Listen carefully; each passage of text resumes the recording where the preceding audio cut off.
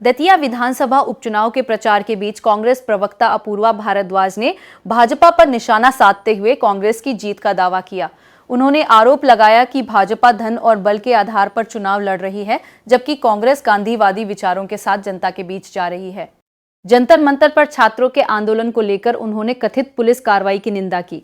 साथ ही राहुल गांधी की कथित गिरफ्तारी का उल्लेख करते हुए उन्होंने इसे लोकतांत्रिक आवाज दबाने का प्रयास बताया। भारद्वाज ने कहा कि कांग्रेस छात्रों और युवाओं के मुद्दों को लेकर आवाज उठाती रहेगी और दतिया की जनता उपचुनाव में कांग्रेस के पक्ष में मतदान करेगी।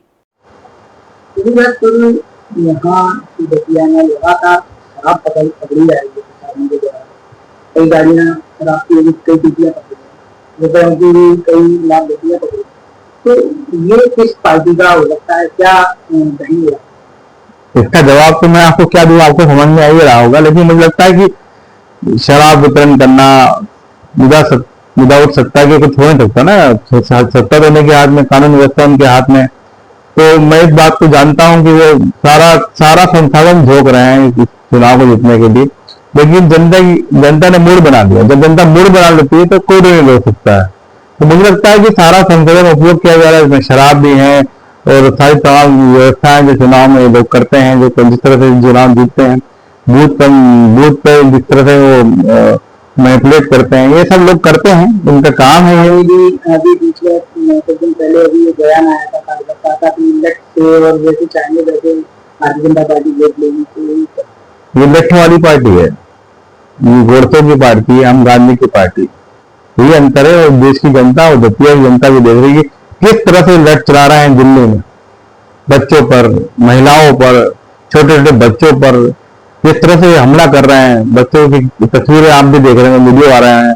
लगातार दिल्ली में जो दमन हो रहा है वो वही काम है दतिया में कर रहे हैं। लेकिन दतिया की जनता इस दमन के शासन को नकार देगी।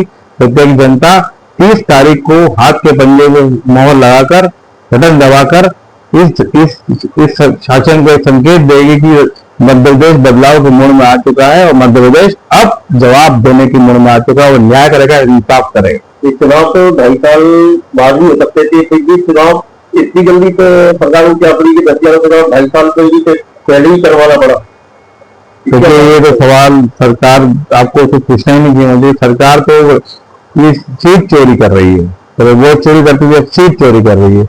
ये पूरे लोकतांत्रिक ढांचे को बिल्कुल बर्बाद करने में तुली हुई है। तो मैं कह रहा हूँ कि सरकार से लड़ाई हमारी बहुत लंबी है, लड़ रहे हैं इतने सालों से, लेकिन जनता को अब ये बात समझ में आ रही है। आपको दिख रहा होगा, सड़कों पर दिख रहा होगा, आपको सब जगह दिख रहा होगा कि जनता ने अब तय कर लिया है कि जब भी चुनाव होंगे तो भारतीय जनता पार्टी की सरकार है, केंद्र में, राज्य में और नगर निगम में कहीं भी ट्रिपल डबल इंजन जा रही है, सारे इंजनों को प्लेटफॉर्म से निकाल कर सड़क पर खरीद देगी।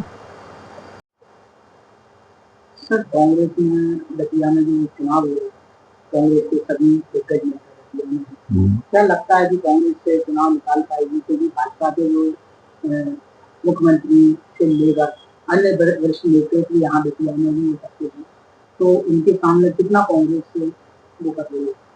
देखिए, पूरी की पूरी भाजपा राज्य की, केंद्र की भी आ जाए कि दतिया की जनता ने मन बना लिया है, वो कांग्रेस प्रत्याशी कुंवर घनश्याम सिंह जी को 20 से 25 हजार वोट से जिता रही है।